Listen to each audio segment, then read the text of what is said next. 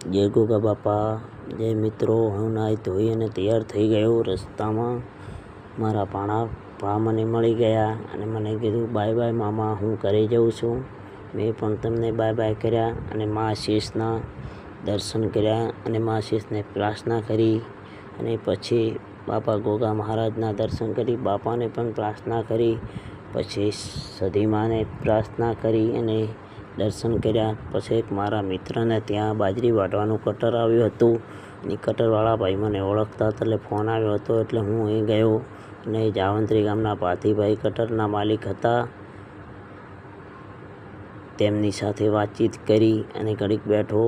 પછી મને કેરી આપી, મેં કેરી ખાવાની મોજ લીધી। પછી હું સિકોતરમાનું મંદિર બનતું હતું ત્યાં મુલાકાત લીધી। એવા ભુવાજી શ્રી સંજુભાઈ ભુવાજી મારા મિત્ર હતા, તેમના સાથે વાતચીત કરી અને મીઠી પરસ કરી તેમના સાથે। પછી તેમને ત્યાં એસ્કો હતો, તેના ઉપર 2 મિનિટ મેં મોજ કરી અને મને ગોગા બાપાના મંદિરના નકશા આવડ્યા કે આવા નકશાથી મંદિર બનશે। અને પછી હું કારીગરને લઈ તેમને ખજૂરની ખેતી કરેલી હતી એ પણ મેં જોઈ અને મને બતાવી। પછી હું કારીગરને લઈ અને ગોગા બાપાના મંદિરે ગયો।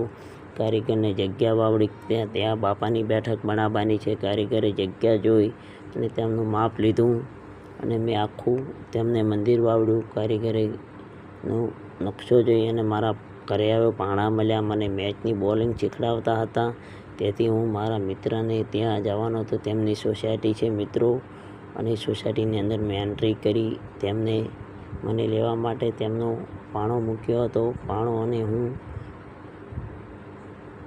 તેમના ઘરે પહોંચ્યા અને મારા મિત્ર સાથે મેં 2 મિનિટ મુલાકાત અને વાતો મીઠી કરી।